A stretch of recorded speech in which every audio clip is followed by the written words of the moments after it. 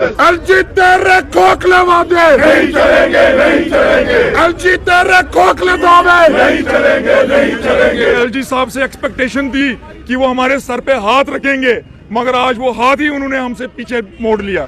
हम यही कहना चाहते हैं कि हम यहाँ पर अपनी मर्जी से नहीं बैठे हैं। 2 पीएम पैकेज एम्प्लॉइज ने ऑफिस में अपनी शहादत दी।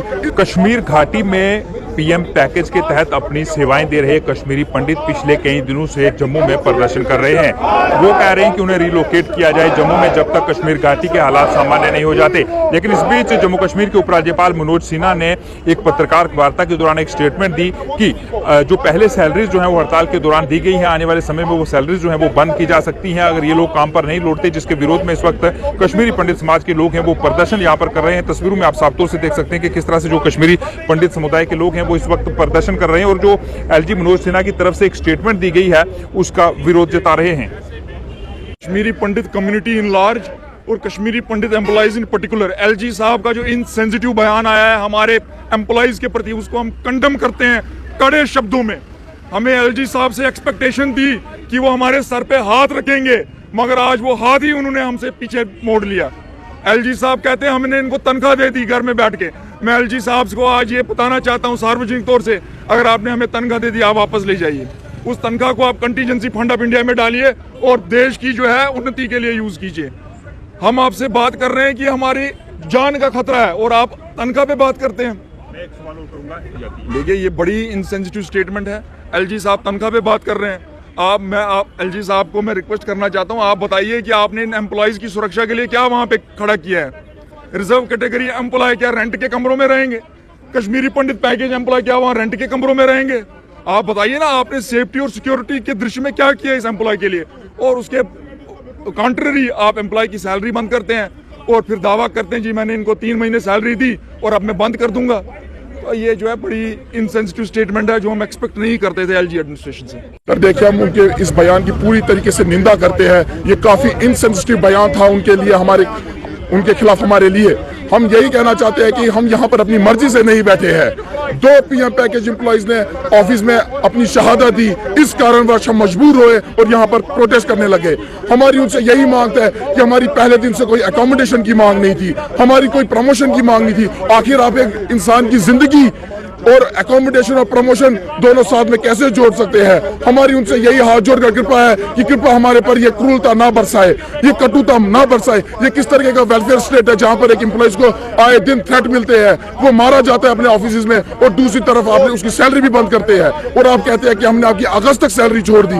अरे हम यहाँ पर कोई खाली थोड़ी ना बैठे हैं। हम आपसे यही हाथ जोड़कर कृपा करते हैं कि कृपा कर हमारे साथ एक डायलॉग प्रोसेस शुरू किया जाए, कुछ कॉन्फिडेंस बिल्डिंग मेजर्स हमारे लिए लिए जाए और हमें जल्द से जल्द जम्मू में रिलोकेट किया जाए जब तक कि वहाँ की परिस्थिति ठीक नहीं हो जाती। देखिए, ना हम मुफ्त में सैलरी लेना चाहते हैं, ना हम खुशी से यहाँ पे बैठे।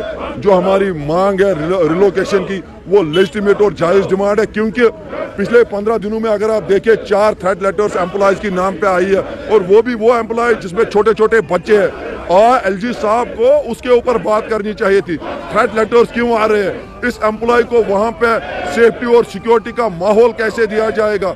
इसको वहाँ पे टारगेट किलिंग से कैसे रोका जाएगा? लेकिन एलजी साहब का ये बयान कि हम इनको सैलरियाँ नहीं देंगे, ये बहुत ही एक इररेस्पॉन्सिबल स्टेटमेंट, एक दर्दनाक स्टेटमेंट, एक दिल की भावनाओं को, चाहे वो all Jammu based reserve category के एम्प्लॉय हो या चाहे वो कोई भी माइनॉरिटी एम्प्लॉय कश्मीर के अंदर हो, पीएम पैकेज हो या नॉन पीएम, उनके भावनाओं के साथ खिलवाड़ किया गया है।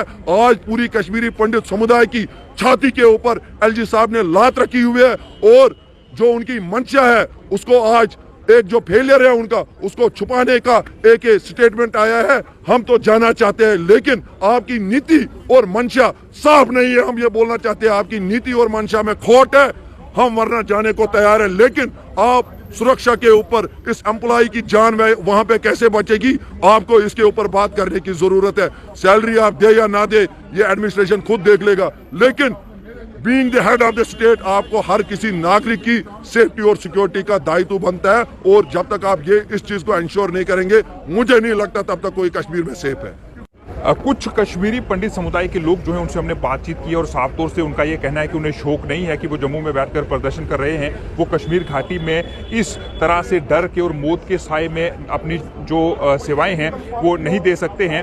लेकिन उन्होंने ये भी कहा कि उन्हें दुख हुआ क्योंकि वो एलजी मनोज सिन्हा से एक पॉजिटिव रिस्पांस की उम्मीद कर रहे थे और इस तरह की स्टेटमेंट जब एलजी मनोज सिन्हा ने दी है तो उन्हें दुख हुआ है, क्योंकि वो चाहते हैं कि उनसे बातचीत जो है वो की जाए और उन्हें जम्मू में जो है वो रिलोकेट किया जाए जब तक कश्मीर घाटी के अंदर हालात जो हैं वो सामान्य नहीं हो जाते। वो कह रहे हैं कि वो कश्मीर घाटी में जाने के लिए तैयार हैं, लेकिन उससे पहले कश्मीर घाटी की बात करें तो वहां पर हालात जो है वो सरकार को सामान्य करने होंगे। और उन्होंने ये भी कहा है कि जम्मू कश्मीर का मुखिया होने के नाते एलजी मनोज सिन्हा का ये जो बयान है वो गैर जिम्मेदाराना है। ये जो है वो पीएम के पैकेज के तहत जो कश्मीर घाटी में एम्प्लॉइज कश्मीरी पंडित काम कर रहे हैं उनका कहना है।